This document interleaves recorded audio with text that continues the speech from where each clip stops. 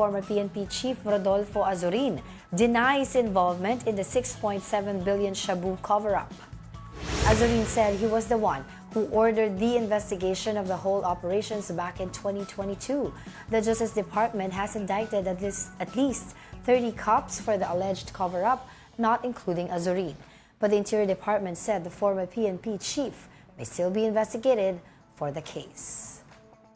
Kasi by the time daw nagkaroon kasi ng mga, yung supposedly by bust operation, siya yung nakaupo doon. Pero parang paalis na siya noon, nakapag-resign na siya.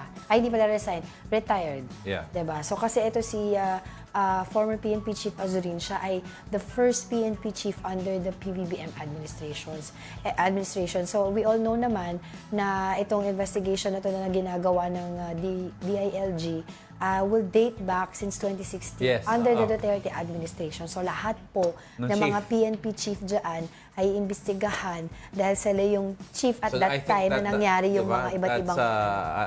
First you have Bato de la Rosa, then you have Albayalde, you have El Jazar, you have the Bolsinas, di ba madami sila? So kasi particularly, itong Shabu na to, yung by bus operation. Malaking amount yan, ha? Malaki yung amount nito. And nakikita nga nila na, yun nga, di ba, merong 30 cups. 6 billion ba? 6 billion? 6.7. 6.7 billion. Oo, na Shabu cover-up na nakita nila upon the investigation ng NAPOLCOM na may mga certain arrest na na-stage. Na na-aresto na pala nung isang araw o nung kunyari nung kunyari ngayon inaresto. Yeah, pero doon sa record, inaresto nila kahapon pa, parang gano'n. Or the other way. And then they restaged everything just to justify yung ano. Oo. Tapos they've seen daw doon kasi doon sa bypass operation, traces of mga involvement ng mga police. That's why may mga di ba, planting of evidence, ganyan. So, malaking malaking issue to. Malaking issue. Kasi, ang mga police natin ang involved, at hindi lang isa, but 30.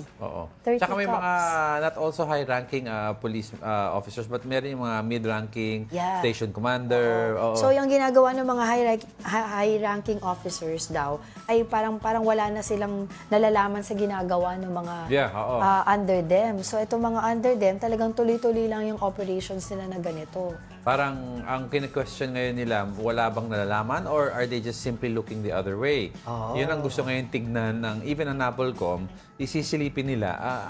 Ano ba extent nitong operation na ito? Is this an effort from top to bottom or talagang hindi lang talaga nakikita ng mga high-ranking officers? Kasi yung time nga daw na yung nagkaroon ng supposedly by bus operation, tinawag nila yung kanilang chief doon. Hindi PNP chief general ba? Basta it's a general na sakop ng area ata. At that time, he was celebrating his birthday. Lumating daw ng lasing. Medyo tipsy na. Hindi ko naman alam kung lasing. Pero syempre, inom galing sa birthday party. Well, to make a... So sinabi niyang gano'n, sige, ayusin niyo na, lipitin niyo na, something like that.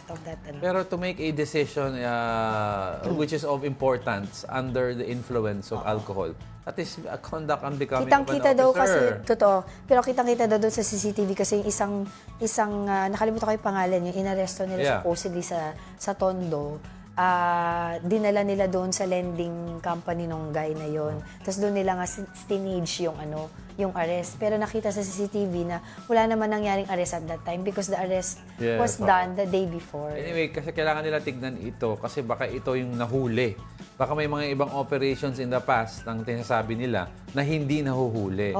Dito rin papasok yung supposedly yung strengthening of IAS, yung Internal Affairs Service ng PNP na huwag ilagay under the PNP chief but independent of the PNP chief para isilip lahat ng operations na ginagawa ng police. So, yung iba kasi hindi pa daw na-suspend pero nire-recommend nga nila PNP Chief General Marvin na hindi lang suspend, but tanggalin na sa trabaho. Kasi mahirap din naman conflict of interest na iniimbestigahan sila, nakaupo pa sila sa pwesto. Tapos pag klaro, baka pag-usapan ko pwede ibalik.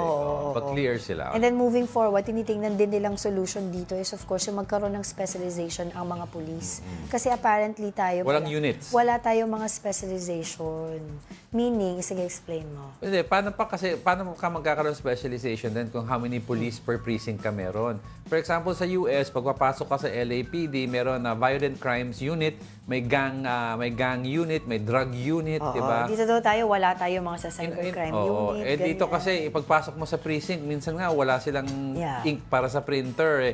'Di ba? Kulang sila ng upuan, 'di ba? Yung upuan, yung lamesa, kulang sila. Talagang kawawa rin naman. Dapat talagang we should spend on the police force.